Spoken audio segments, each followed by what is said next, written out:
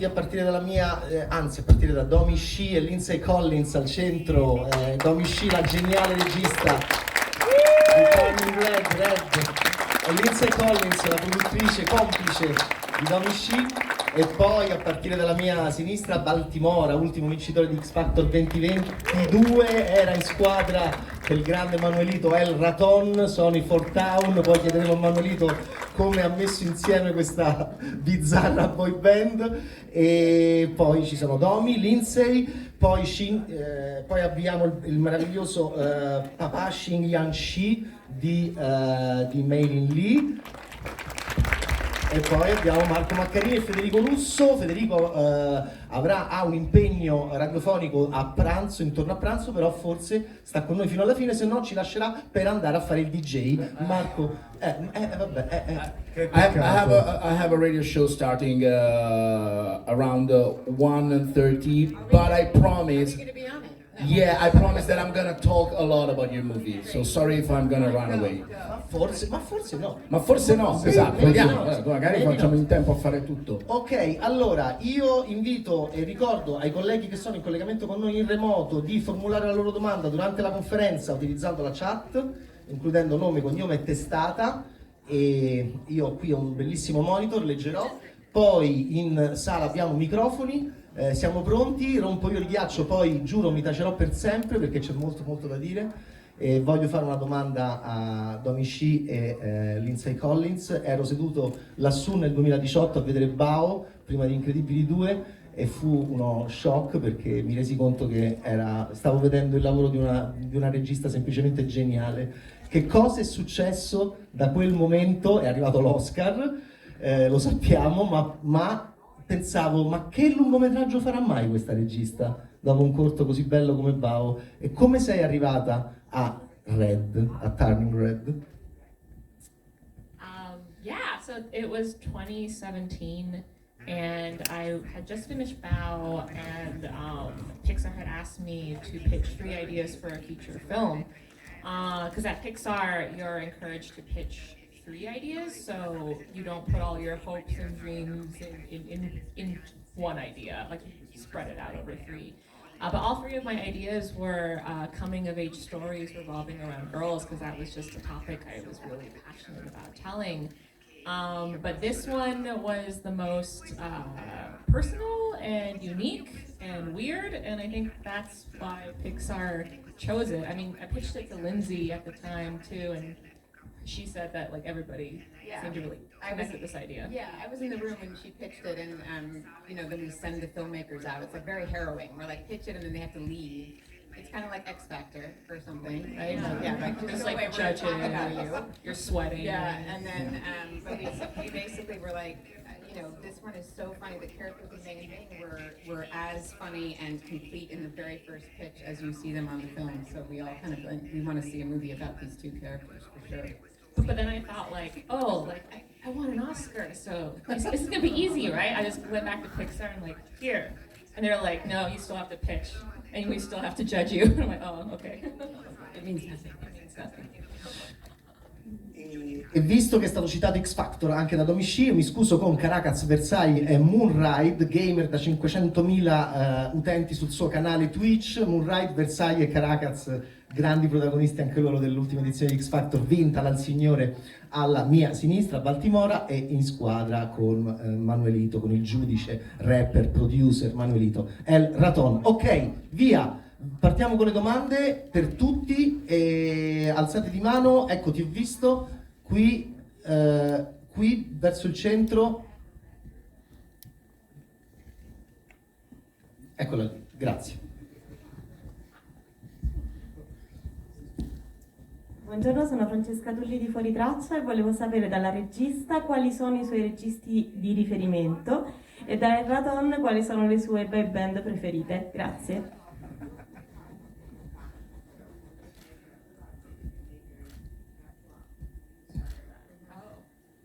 Yeah, so Turning Red is like a blend of Western and Eastern animation, and I'm growing up, I love Japanese anime and manga, and definitely anime from the 90s has been a huge inspiration for me, and the look of the movie.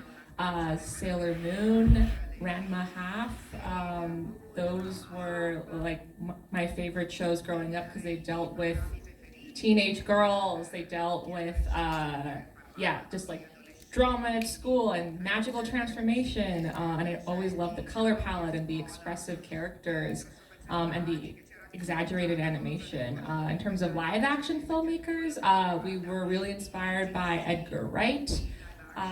He's always been a huge influence on me just in how like visual and funny and kinetic his films are, and his film Scott Pilgrim versus the World, especially because it's set in Toronto and it has heavy influences from like manga and anime and video games, and Wes Anderson too I've been a huge fan of his, and how he really stylizes the color palette and like super like production designs his movies, and we really were inspired by his stop motion films and how like chunky and cute and appealing his worlds are. But really all of that was in an effort to try to show the world from Mei Lin's point of view, like from our protagonist's point of view. Like that was why we wanted to stylize the world so much. Our protagonist is this 13-year-old,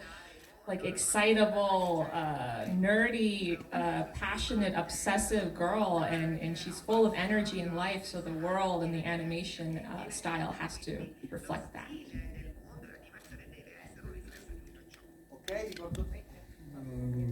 Io dovrei rispondere alla boy band.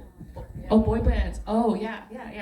Io dovrei rispondere alla boy band, però la verità è che io non ho mai avuto una boy band preferita. Valgono le Spice Girls? Va bene, ok, quindi Spice Girls vanno bene. E basta, mi fermo lì, ok? Mi va bene così. Accetto, grazie per l'aiuto. Thank you. Ok, aspettando sempre, ecco c'è una domanda qui, ecco Cristiana, grazie. Buongiorno, Francesca Pierleoni dell'Ansa. Volevo chiedere a Domee Shi come mai il panda rosso come animale di trasformazione, e poi anche nel corto, diciamo, è centrale il rapporto, la storia di una mamma che fatica a staccarsi dai figli. Volevo sapere se sta pensando a una trilogia, cioè a un nuovo capitolo, oppure si ferma qui. Grazie. It's a good idea. TV series now, we gotta run the gamut. Why Red Panda? Yes. One, they're very, very cute and not really seen a lot in movies and TV shows. And two, it's like, to me, it felt like the perfect visual metaphor for puberty. They're red and awkward and hairy, and the color red, I felt like that was the color I was when I was 13. I was always red with anger or an embarrassment or lust for a boy in my class, or covered in period blood, which is also red. Yeah. But yeah, like red is the color of puberty, and it thought it was just a really fun and unique, but also like instantly gettable image of this girl going through puberty, and she just uncontrollably bursts into a giant red hormonal animal. And then what was the second question? You're gonna do a trilogy. You're gonna do another one. Oh, depends on how my mom likes this movie. She hasn't seen it yet. Ok, e tuo papà l'ha visto il film? And your father? Your father? My father? No, not yet. Not yet. Both of them haven't seen it yet, but they're gonna see it in Toronto. In Toronto in March for the And I'm premiere. just gonna sit there and watch them watching the movie. Yeah, I'm gonna be sweating. perché ho letto che il papà di Domee Shi è sempre stato molto molto attento al suo lavoro e spesso le forniva delle note costantemente durante appunto la sua formazione artistica. Ok, allora leggo una domanda però di un collega in remoto, Claudia Catalli, grazie. Sempre per Domee Shi, perché secondo lei ci sono così poche registe nel mondo dell'animazione? È il primo lungometraggio Disney Pixar interamente diretto da una donna, in passato ci sono state registe in co-direzione di regia. Yeah, I think like you're seeing a shift in I think all industries, but especially in animation. I feel like it's an exciting time to be in film and animation. I think the audiences are hungry for different kinds of stories from different kinds of filmmakers, and you know, my graduating class in animation school was like 50-50 male and female, and now I think the enrollment in animation school is like majority female. So I think you're just naturally seeing this shift from a more male dominated or male-focused industry to like more girls are getting more naturally interested in animation because I think of the internet and like streaming and access to like all of these things that they didn't have access to before. I think Pixar was really glad that Domee was first because she was so bold in her filmmaking. She wasn't tentative at all. Like she burst open the doors, and there's so many. You're going to see so many films coming up from Pixar that are directed by women that are in development right now. So it's really exciting. Ok, c'è Patrizia qui in prima fila, grazie. Buongiorno, Patrizia Simonetti, Spettacolo Mania, salve, intanto complimenti per il film, bellissimo. Allora, volevo sapere se è possibile dalle voci italiane che sono qui presenti e intanto brevemente com'è andata la loro esperienza di doppiaggio, per quanto si tratta di camei e per alcuni è stata anche la primissima volta. E poi volevo sapere, visto che il panda rosso esce fuori quando May ha delle grandi emozioni sia positive ma anche negative, volevo chiedere a voi che cos'è che vi scatena il panda rosso, se lo avete, insomma, quale emozione in particolare, la paura, l'amore, eccetera, che fa uscire, diciamo, il mostro, per quanto carino e soffice. C'è un momento di psicologia collettiva, ci stai chiedendo, così non è bastato... Se va per farsi una risata sì, anche, certo. Non è bastato commuoversi guardando questo meraviglioso film e io che volevo tenere il panda rosso dentro invece mi sono trovato a piangere. Grazie per questo, grazie davvero, cioè, proprio terribile. No, rispondo io per primo velocemente. Certo. Per me la prima esperienza di doppiaggio, e anche se un cameo, è stato divertentissimo, breve ma intenso, come si suol dire. Spero che ne seguano altri perché è stato davvero divertente. Io ho anche scoperto la difficoltà, tra l'altro, del doppiaggio, che non è per nulla, non è per niente semplice, però proprio bello e divertente. Basta, fine. Beh, il doppiaggio in sé che ti trasforma secondo me in un panda rosso. A me è capitato in passato e questa volta spero che capiterà anche in futuro di trasformarmi in panda rosso e di doppiare, perché è un'arte incredibile che si impara poi, come tutti i mestieri, praticandola. A me ha colpito molto il film, ci siamo commossi, abbiamo visto il film insieme. Grazie ancora, perché tutti abbiamo avuto un'adolescenza simile a quella di May. Le adolescenze sì sono diverse per quanto riguarda tanti temi, ma poi alla fine le sensazioni sono le stesse e si diventa grandi con piccoli passi che però sembrano giganti. Nel caso di May è un concerto, può essere una vacanza, può essere un viaggio, può essere un incontro.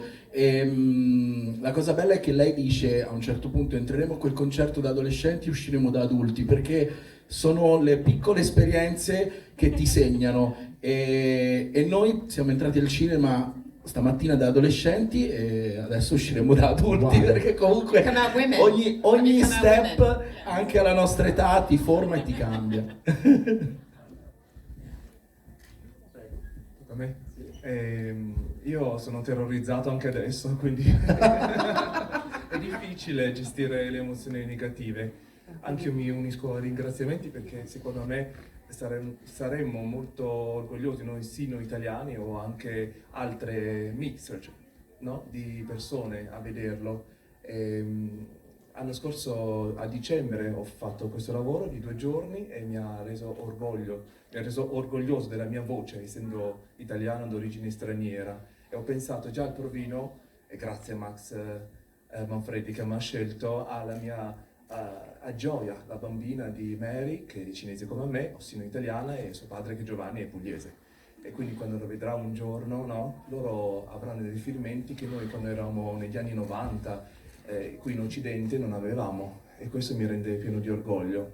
Poi io penso ogni giorno alla Magancia, che è il mio guru spirituale, e quindi quando dicono azione e sono terrorizzato, espiro, evoco una protezione e cerco di prestarmi a quello che mi viene chiesto, magari in queste opere così belle che possono viaggiare oltre confine e portarci un po' di pace dentro di noi e magari fuori nel mondo, che oggi abbiamo particolarmente bisogno.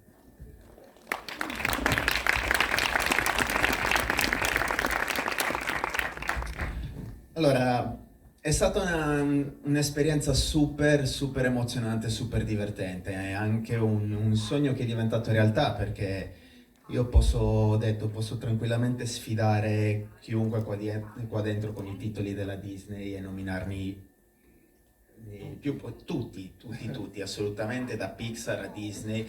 Ci sono dei ma. Il primo ma è che io odio la mia voce. Ho sempre avuto il sogno di fare il doppiatore, però questa cosa qua, probabilmente perché voglio lavorare meglio la mia voce, voglio avere, no, il controllo proprio di quella che è la mia vocalità. Però è stata un'esperienza bellissima e anche io sono un gamer come lui, gioco tantissimo, lui è molto più bravo rispetto a me ovviamente, però capita spesso che durante le mie stream, per sentirmi un po' più nobile, parlo con la R francese, con la R moscia. E a un certo punto Max, durante il film, mi fa: senti, ma il tuo personaggio è del Canada, ma ti va di fare l'R moscia? E io mi sono praticamente pietrificato, emozionato, e ho detto va bene, è un sogno che si sta coronando in pieno. Non ho visto il film perché volevo lasciarmi l'effetto sorpresa. E c'è una cosa che mi fa uscire il panda rosso, sono gli spoiler. E voi ne avete fatto tantissimi oggi, veramente tanto. E quindi sto trattenendo il mio panda rosso in questo preciso momento. Il respiro, ricordati. Sì, respiro tanto. Per me è stata la prima volta che appunto mi capitasse di entrare in uno studio di doppiaggio. È stata un'esperienza pazzesca perché insomma iniziare anche solamente con un cameo, solamente con qualche battuta, ma in un film così al quale insomma un film Pixar a cui sono così legato, un nome così grande, un'opportunità così grande, è stato pazzesco vedere questi professionisti al lavoro che insomma Max ci ha seguito, ci ha aiutato, è stata una prima esperienza bellissima. Il mio panda rosso penso venga fuori in generale quando faccio musica, quando scrivo canzoni in generale, perché sia in positivo che in negativo. Quando scrivi un brano, secondo me puoi essere o molto soddisfatto o molto deluso, non ci sono vie di mezzo, perché se un brano ha una via di mezzo vuol dire che non dice tutto quello che può dire. E quindi diciamo che il panda rosso è un po' l'estremo del bel brano e del brutto brano, ecco, secondo me. Ok, leggo una domanda. Ma il panda rosso un po'... c'è stato anche il turning Baltimora all'ultimo X Factor, perché c'è stato un produttore che è diventato un frontman, che è diventato un grande cantante, e questo è stato emozionante, vedere questo passaggio. Ok, e insieme a Karakaz e Versailles, anche se l'hanno fatti fuori subito, troppo presto, ho capito, lo so, però fantastici. E leggo Beatrice Bertuccioli, Quotidiano Nazionale, poi torno a voi. Per Domee Shi, che cosa ha messo di se stessa in May? Domandona, aveva quasi la stessa età di May nella realtà. E ok, prima domanda di Beatrice: cosa ha messo la regista Domee Shi nel personaggio di May, di se stessa? All of of the most embarrassing parts of myself I put in her, but also just, yeah, like she's definitely inspired by me at that age. Like her, I was this dorky, obsessive, nerdy girl who had her like tight group of friends, and you know, like everybody else, I went through this big change. All of a sudden, when I was 13, I went from being my mom's good little girl, straight A's, all that stuff, to suddenly, you know, my body was changing, my emotions are changing, and I was fighting with my mom every day. And this movie was just made just in a way to try to go back and understand what was happening at the time. I was not as into boy bands as May is in the movie. Like, my drug of choice was Harry Potter and anime. Is that the only question? Sì, corretto. Seconda velocissima di Beatrice, afferma che non c'è più competizione tra donne, ma solidarietà e reciproco aiuto all'interno dell'industria dell'animazione della cinematografica nordamericana. Qual è la sua esperienza all'interno di questo appunto concetto di sempre maggior presenza femminile dentro l'industria e mancanza di competizione, ma solidarietà e voglia di aiutarsi?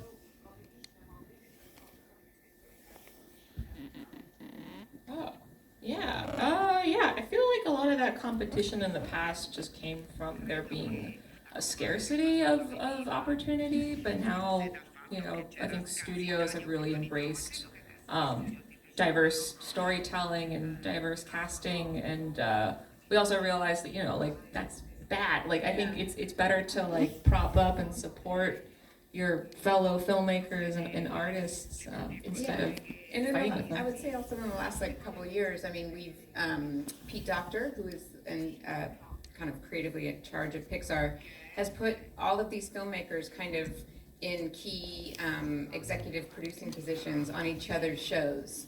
So, for instance, Domee is executive producing a film that's in development right now. I'm executive producing a film and a series, and he's kind of intentionally placing women and men, but the women that are kind of in development into positions of being able to help mentor and kind of collaborate with other filmmakers at the same time, which I think really, really helps that sense of kind of community and collaboration.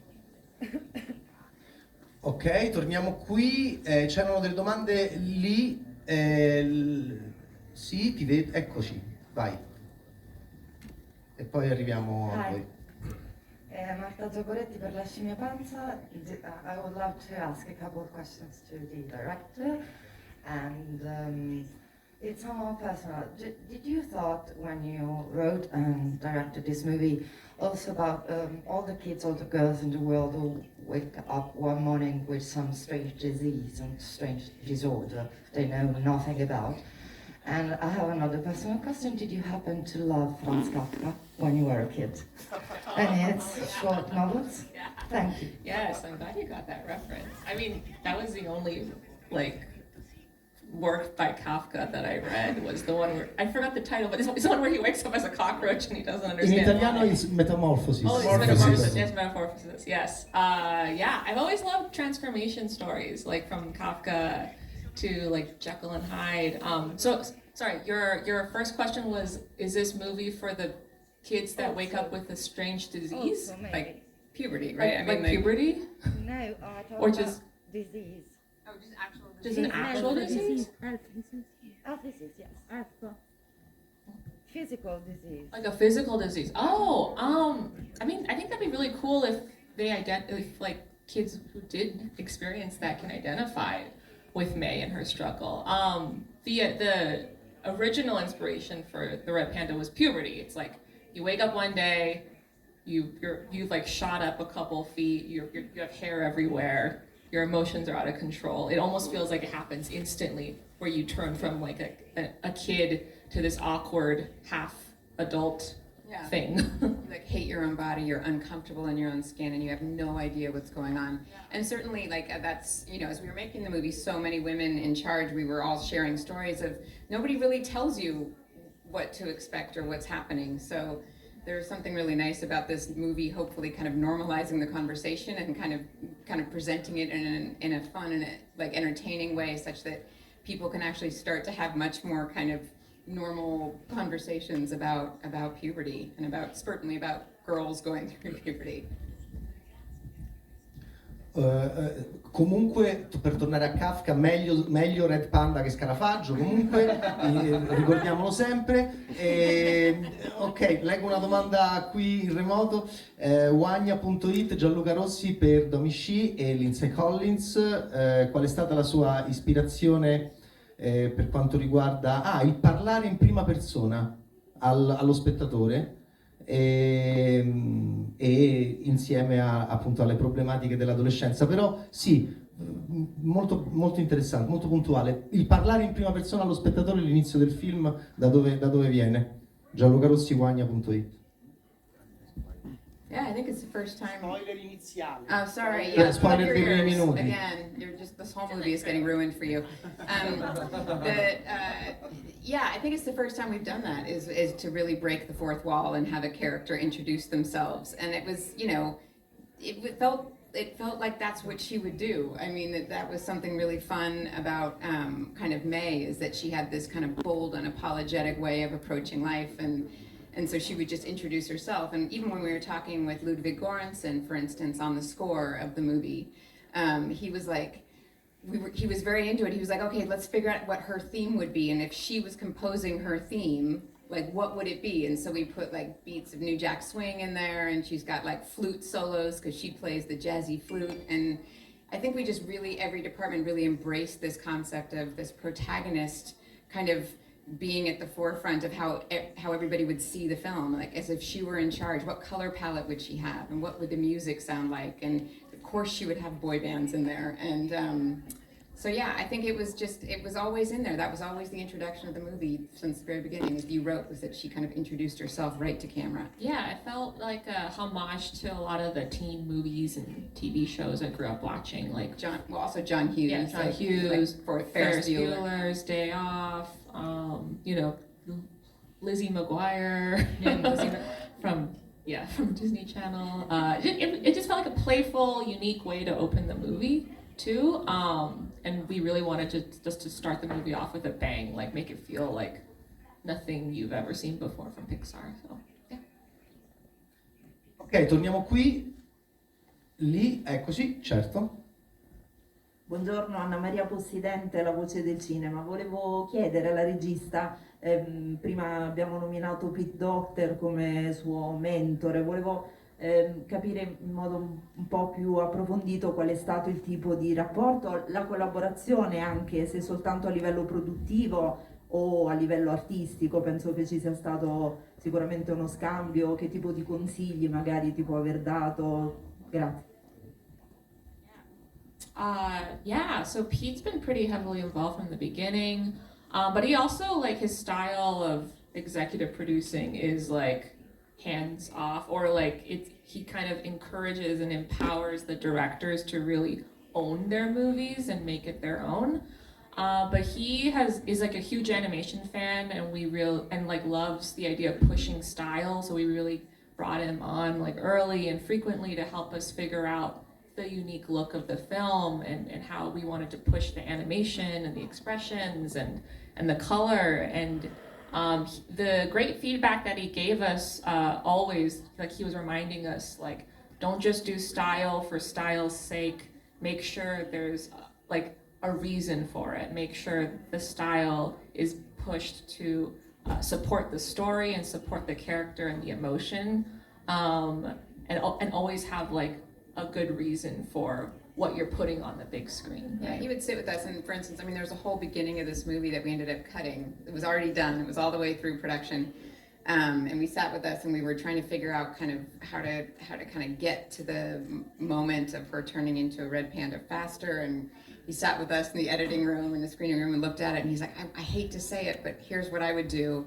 And it was never, you have to do this, but it was always I mean, he's so obviously talented that we took his advice to heart. But he's always like, just try it, and if you hate it, then don't do it. But try it and see if you think it plays better. And he was really really helpful. He was really good at like encouraging us not to be precious with our work and to take risks in the edit room. Like he's always like, just try cutting this out, play it, and see if you miss it. You can always put it back in. But you know, me and Lindsay are always like, oh, no, I love it. We love it, and the animator works so hard on it. Okay, fine. And then it's like painful, and you take it out, and then you're like watching it. All right, he's right. Oh, he's right. Damn it. I hate myself again. That guy. Io ho una domanda per Manuelito. Va bene che seguivi le Spice Girls, però sei stato un po' il deus ex machina di questa formazione della boy band italiana, coinvolgendo, mi ha divertito moltissimo, degli artisti che sono anche abbastanza lontani dal concetto di boy band. Abbiamo Karakaz che è figlio dei Radiohead, abbiamo Versailles che è figlio dei Guns N' Roses, Kurt Cobain. Moonride vi consiglio di andare a vederlo twitchare, quando ringrazia gli abbonati parte un rap che è un misto di Gramlow che sembra Dario Fo, cioè è una cosa incredibile, sei incredibile. E Baltimora, una dolcezza. Allora, mi dici il tuo coinvolgimento e quanto ti sei divertito a creare questa boy band così sui generis? Ma in realtà è stata abbastanza spontanea come cosa, perché appunto sono stato contattato dal team Disney Pixar e mi avevano chiesto se avessi avuto voglia di far parte di una boy band.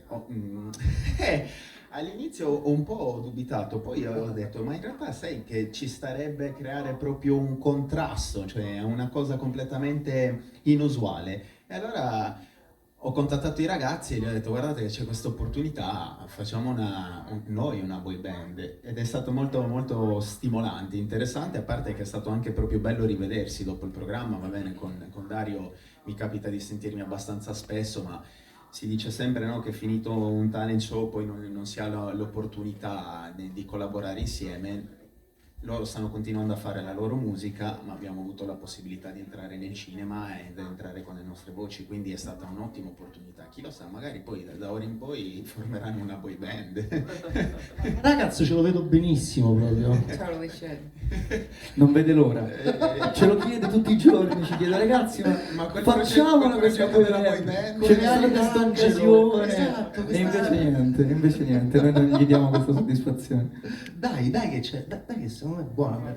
Okay. In realtà sta prendendo lezioni di danza ultimamente.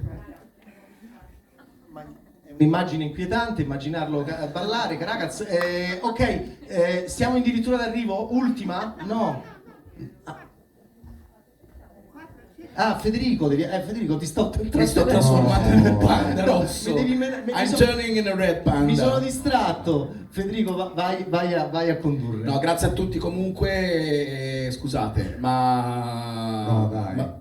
Dai, stai qua, dai. Facciamogli perdere il lavoro. Ci vediamo più tardi comunque, che c'è l'altra premiere stasera. Grazie a tutti, congratulations. Grazie Domee, grazie Lindsey, grazie a tutti ragazzi. Ciao, scusate. Thank you so much. Ciao, vado a trasformarmi in un panda. Un applauso.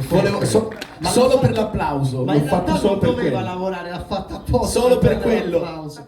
Va a condurre Federico Russo, va a condurre in radio. Ciao Federico, buon lavoro. Seguite Summer Camp su Radio DJ. È una cosa terrificante, una mancanza di eleganza. Vai. Va bene. Allora, abbiamo un'ultima domanda? Vai. No. Ok. Andiamo avanti ancora. Vai. Elena Balestri Fanwick. Meilin e le sue amiche fanno un po' carte false, no? Per andare a vedere i Four Town, e allora vi chiedevo qual è stata la band per cui avete fatto carte false o avreste fatto carte false. Per me erano i Duran Duran, ma ero troppo piccola. Grazie. For me it was Prince. I was super into Prince and I wanted to go to his concert so badly. My parents were like, nope. But it was like I knew every word to every song. I knew all the backup. I knew all the harmonies. I knew Wendy and Lisa's parts. And yeah, it's an old throwback. Nobody even knows. But yeah, Prince was mine. Yeah, NSYNC, and I never got to go, and that's why I'm making this movie. Maybe they'll invite us to a concert. Yeah, maybe. JT. Why would you even say JC? We have this thing, ongoing thing. Clearly, JT is where it's at. No, well, this is why we can be different and still be friends. We won't fight over the band. Ok, io leggo qui Manuela Cristiano Binge News, domanda per Domee Shi. Mei Lin Lee è l'unica che non vuole rinunciare al suo panda come parte di sé. Pensa sia dovuto solo alla sua giovane età, piena di sogni e spensieratezza, o perché è la più coraggiosa della famiglia? Bellissima domanda. Perché Mei Lin Lee non rinuncia al suo panda? Yeah, sorry, spoiler. Spoiler. I mean, this whole, yeah, that's fine. Yeah, so the metaphor for the red panda has, like, it kind of evolves throughout the movie, and it kind of becomes, like, it starts from becoming puberty to being like a symbol of all the messiness, all of the messy emotions inside of us that we push away. And for May's family, like her mom and her grandmother and her aunts, like, they're from an older generation who had to get rid of their pandas in order to survive in the world, in order to, like, move through society. And they didn't have what May has, which is, like, her friend group, like her friends and her support system. And the world that May lives in is very different than the world that her mom and her grandma and her family have lived in. So she doesn't have to get rid of her red panda, which is what she, like, realizes. And hopefully what we're saying with the movie is that, like, we're not passing judgment on the older women who had to do that, because they had to do that in order to survive. And May is different. She's, like, part of a new generation. She has friends. She has, like, a support group. She has a society that is more open and accepting of her and that messy side of her. So it's significant that she's the first member of her family to keep her panda. But that's what makes her different than her mom and her grandma, but we're also showing that they're very supportive of her choice, even though they wouldn't make the same choice as her. Ok, Cristiana, eccoci. Grazie Alessandro Bonanni per Mondo Spettacolo. Io volevo chiedere un paio di cose alla regista.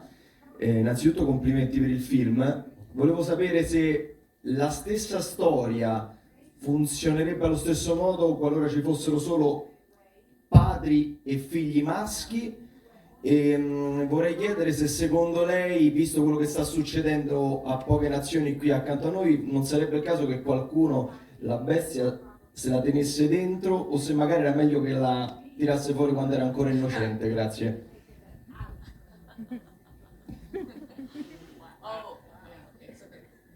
So the question is like if you had fathers and sons, right? Yes. Like, could you do the same movie? Yeah, I don't know. I mean, I'm an only child, and I don't know what the relationship is like between father and sons. But I was really inspired by wanting to explore that mother-daughter relationship, because I think for a lot of women, a lot of girls, like, that is the most formative and the first real relationship that you have, like when you're born. And it's complicated. It's, like, emotional. You fight with your mom a lot, but also you're very close with her at the same time. There's a lot of mind games and love and manipulation and guilt, and all of that just was really, really juicy and for me to want to, like, dive into. And hopefully, like, in diving into, like, a very specific mother-daughter immigrant story, we're also, like, talking about this universal theme that everyone can relate to, of being 13, of being in that awkward stage of your life when everything is changing.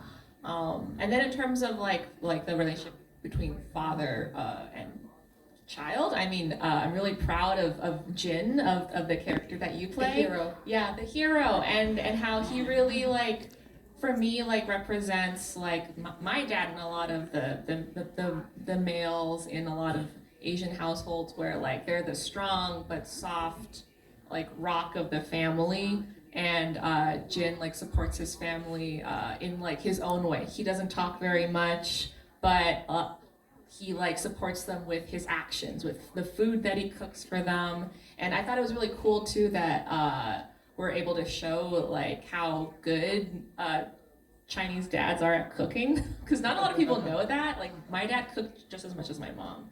So yeah, that's all I can say about that relationship. Yeah, and then you asked about whether or not in the current world, if it's sometimes better to get rid of the panda given what can happen, right? That was the question? Yes.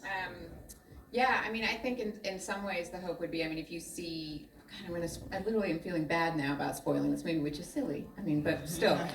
But like when, you know, if you do suppress all that, I mean, not to make a huge analogy here, but when you do keep it down and don't have a healthy relationship with your emotions, like it explodes. It explodes. And so some of this is not about getting rid of the panda. I think hopefully some of the lesson is actually going, like embracing it is actually a healthier choice, because it actually creates a more natural and more real, you know, relationship with yourself, but also with your obviously your family and the world and your friends. Yeah, and that's what we're saying in the movie too. Like May's panda is like small and cute, but like her mom's, like that's what, 30 years of repression? That's what it looks like in Act 3. Ok, eccoci, dobbiamo chiudere. Io faccio un'ultima domanda a Domee Shi e a Lindsey Collins. Lavorerete ancora insieme? Sì, vi prego. E cosa bolle in pentola? Ti abbiamo provocato con la trilogia, però stai già lavorando a qualcosa adesso di nuovo, senza dire niente.